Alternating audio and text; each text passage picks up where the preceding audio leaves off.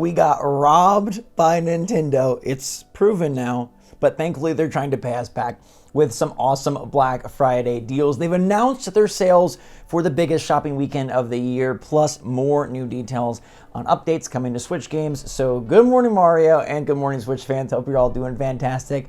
I've got a baby Christmas kitty sleeping here after a night where he climbed the Christmas tree and caused a lot of havoc. But what's going on, everybody? It's Zach from SwitchForce. Hope you and your cats are doing fantastic out there. If you're looking for a gift for somebody or even for yourself, the Lexar Play Card is the very best memory card available for the Nintendo Switch, with upgraded speed, tons of storage, and the safest, fastest way to get your games saved, secured, and ready to transition to the next generation. But we're not talking about Switch 2 today, we're talking about Switch 1, and I want to kick it off with a little bit of news on Sea of Stars. This is a game that's getting a free 2.0 update today that gives it new combat, a new prologue, and just makes the game better in many ways. They're iterating on a lot of fan feedback to make an already great game greater, and I think it's time I dive in. I planned on playing Sea of Stars when it first released, but I just did not get around to it. Is now the time that I dive in? Those of you who've played Sea of Stars, let me know in the comments if I should get on Sea of Stars immediately, especially now that they've made a bunch of upgrades and the combat looks super sick. But I'm kind of also torn because right now I'm playing Mario and Luigi Brothership, which feels similar, but let me know the differences if you've played both games. Mario and Luigi Brothership starting off not the greatest of sales. Now, it's a bit tough to tell because thus far we've only got UK sales, but Christopher Dring says that Mario and Luigi Brothership is third right now in the UK box charts. Launch sales were 23% lower than last year's Super Mario RPG remake and 29% lower versus Paper Mario: The Thousand Year Door. That is terrifying. Terrifying for two reasons. One, because, oh my gosh, they took a risk with a new art style and bringing back Alpha Dream's baby franchise, Mario and Luigi, and I wanted to do super well. But also, the remakes and the remasters are what worked. That's not great news for anybody, I don't think. I just personally think new games should get more love, and maybe the eShop sales are going to reflect that. Maybe American, US sales, or Japanese sales are going to reflect that, but this doesn't bode well for Mario and Luigi, which I thought would be more exciting given that it is still Mario and Luigi, but it's got a brand new game as opposed to something from 10 or 20 years ago. Obviously, sales can continue, and maybe sales are just soft to start based on Call of Duty recently coming out, the election, things of that sort, but we're going to pay attention to this. I really want Mario and Luigi to succeed, so A, we get more of these games, and B, Nintendo just doesn't remake everything under the sun. Speaking of under the sun, Black Friday is about to shun the sun. It's the winter months. The darkness has enveloped us. That's really a depressing analogy. So let's actually talk about some good things, because Nintendo announced their Black Friday deals, and I think they're starting off stellar. Obviously, individual retailers can do what they please, but typically, as you know, if you're a Nintendo fan, these Nintendo games, they're expensive. They're evergreen is what they call it, where the game prices don't really go down all that much. But this year, beginning on November 24th, Nintendo's announced some pretty sick deals.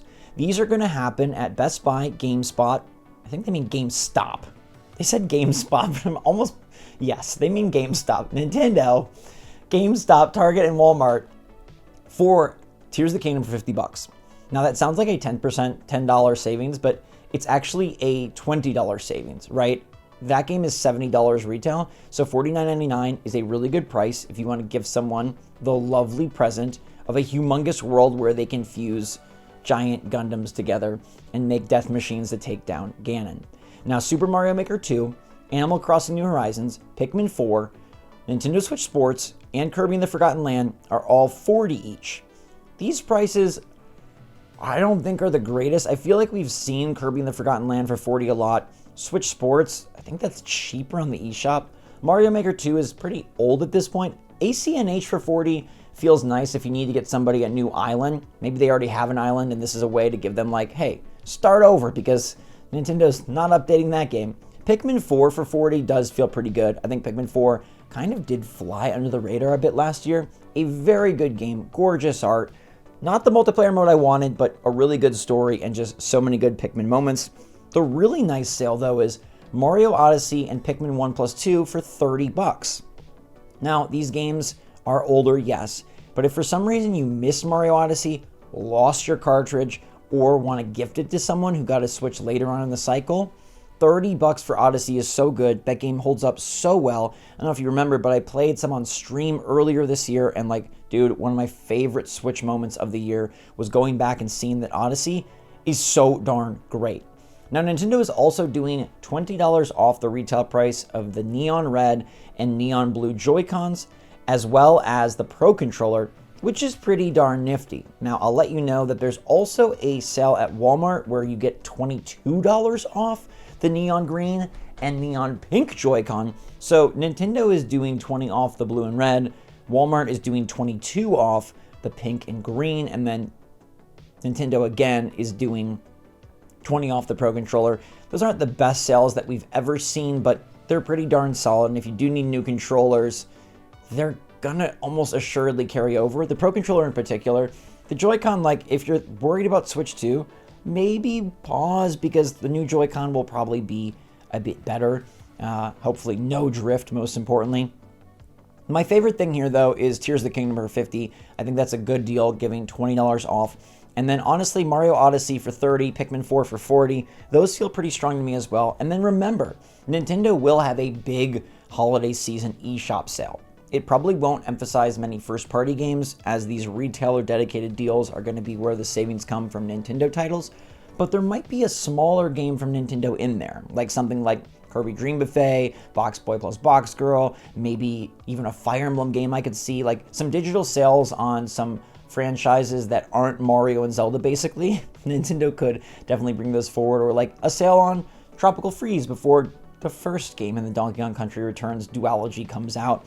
Plus a ton of indies, of course, but right now these are going to be your big Nintendo sales, so if you're hoping to get a different game on sale, probably not going to happen. Probably not going to get a sale on Mario vs. DK, probably not going to get a sale on Mario Party Jamboree, probably not going to get a sale on Echoes of Wisdom. There could be something that pops up from one of these retailers, but Nintendo typically kind of keeps it locked down, and that's why they partner specifically with Best Buy, GameStop, Target, and Walmart to sort of dictate the prices. Amazon could do something fun and nifty. We'll have to wait and see. Of course, I'll keep you posted if new and better deals arrive in the next 12 days, but for now, this is going to be your Black Friday savings from Nintendo. It's not magical, but it's also not terrible.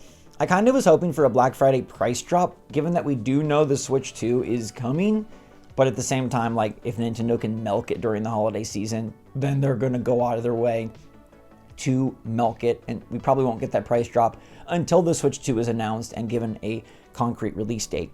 Nintendo also gave a few other Black Friday Bonanza specials. There's going to be Mario Party Jamboree demos at Target on November 16th and 17th. There's going to be Mario and Luigi Brothership, Zelda Echoes of Wisdom, Mario Party Jamboree, Mario Kart 8 Deluxe, and Just Dance 2025 at Best Buy on December 7th. And then on December 14th, GameStop will have Mario and Luigi Brothership, Echoes of Wisdom, Mario Party Jamboree, Mario Kart 8 Deluxe, and Just Dance again. So 3 opportunities to play these games, demos of these titles if you want at these stores.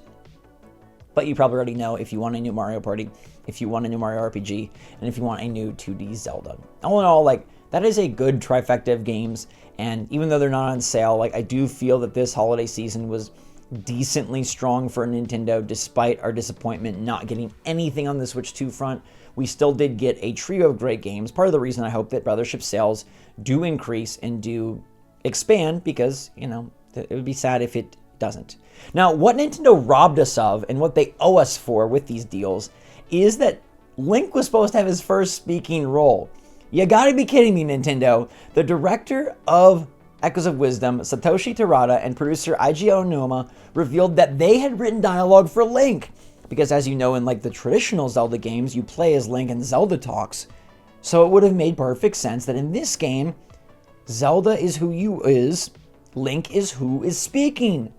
They didn't do it. They thought it was too awkward, they thought it was too weird, and then they came up with some convoluted reason for why Link is mute by some tragic rift that took all the voices away from a group of children in Hyrule. But we almost had speaking Link. Now, by speaking, I mean like dialogue, whatever, Charlie Brown style on the screen. He wasn't going to actually VO. There wasn't going to be Link VO, and that's why this is even more disappointing. Because I understand not wanting to give Link VO. Obviously, we have tons of Zelda VO in Tears of the Kingdom, Breath of the Wild. But Link could have at least had text. He could have at least had text, right? That would have been fine. He could have some personality, a minor little nuance that's different than the mute protagonist that saves time throughout all of our different timelines. We almost had talking Link, but Nintendo cannot hold back for too much longer. There is a Legend of Zelda movie, and you know that Link is going to talk. You know that Link is going to gab, gab, gab. It's probably going to be somebody like Timothée Chalamet, and he's going to talk in his green tunic. And maybe that will open the door for Link to talk in games, because once Zelda started talking, man, we've got so much lore from the princess herself. I think it's time that Link talks, and maybe Nintendo looks to elevate the storytelling and the entire production quality of the next Legend of Zelda game. I think that's one thing they could do huge to improve this franchise and to really show Nintendo is taking steps forward. They have more hardware power with the Switch 2. They have more graphical capability with the Switch 2. Do some more produced bits. Make some of these games shine brighter than they've shined before. So let me know your take on today's topics in the comments down below. Everybody, check out those Black Friday deals when they arrive in less than 2 weeks. Let me know if you're bummed that Link almost spoke but didn't. And should I play Sea of Stars even though I'm playing Mario and Luigi Brothership? Thanks so much for watching, everybody. Stay safe, stay healthy, stay happy, stay positive out there. Love you all lots. SwitchForce out.